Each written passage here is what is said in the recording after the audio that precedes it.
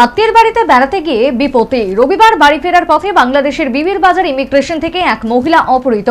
শুভাপুরের বাসিন্দা মহিলার নাম ফতেমা খাতুন। উদ্বেগ উৎকণ্ঠায় অপহৃত মহিলার পরিবারের লোকজন সোনামুড়া থানার শরণাপন্ন। শেষ পর্যন্ত উভয় দেশের প্রশাসনের সহায়তায় ঘরে ফিরলেন মহিলা। অরাজকতা চলছে গোটা বাংলাদেশ জুড়ে। এর থেকে রেহাই পাচ্ছে না পাসপোর্ট এবং ভিসা আছে এমন বিদেশিরাও।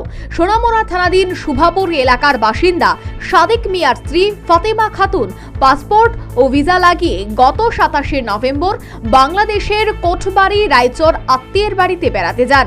অভিযোগ, সেই আত্মীয়ের বাড়ির সঙ্গে শনিবার রাতে ওই এলাকার কিছু লোকের ঝগড়া বিবাদ হয়। সে ঝগড়া বিবাদ একসময় আক্রমণাত্মক আকারে পৌঁছায়। এই অবস্থা দেখে সোনামুড়ার শোভাপুরের ফতেমা খাতুন রবিবার সকালে তার নিজস্ব বাড়িতে আসার পথে বাংলাদেশের শাহাপুরের রাসেল মিয়া, সাইদুল ইসলাম, সুমন মিয়া এই 3 দুষ্কৃতীদের নেতৃত্বে ওই মহিলাকে বাংলাদেশের বিবির বাজার চেকপোস্টের ভেতর থেকে অপহরণ করে নিয়ে যায়। অথচ ওই সময় বাংলাদেশের বিজিবি, কাস্টম, পুলিশ উপস্থিত থাকার পরেও দুষ্কৃতিকারীরা তাকে অপহরণ করে বলে অভিযোগ। মোট কথা, বাংলাদেশের প্রশাসন এ নিয়ে কোনো ভূমিকা গ্রহণ করেনি।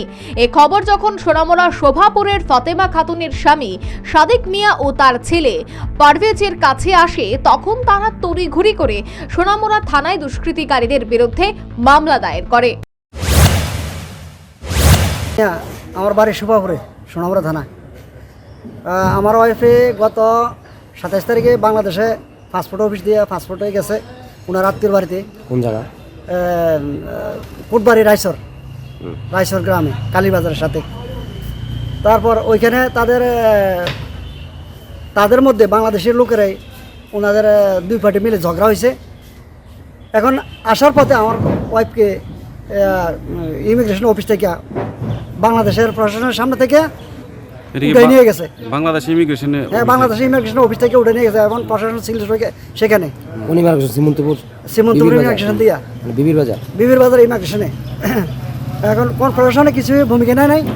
এখন যে সময় নেয় ওই সময় আমাকে বলছিল যে আমাকে উঠে নিয়ে যেতেছে এখান থেকে 10-12 জন লোকে। তারপর এরপর থেকে আর এ পর্যন্ত আমার কোনো কথাবার্তা হইতেছে না, ভাইয়ের সাথে কোনো যোগাযোগ নাই। আমি এই কারণে আমি থানায় আইছি। আবার আমাদের প্রশাসনের কাছে আমি ওনার জন্য ফেরত পাওয়ার জন্য আমি দরখাস্ত করব বা কেস করছি বা করব। বৈধভাবে বাংলাদেশে ভারতের নাগরিককে অপহরণকে কেন্দ্র করে শুভবুদ্ধি সম্পন্ন মানুষের মধ্যে প্রশ্ন জাগছে। পাসপোর্ট ভিসা থাকা সত্ত্বেও কি ভারতের নাগরিকদের বাংলাদেশে কোনো নিরাপত্তা নেই? Bureau report, news vanguard.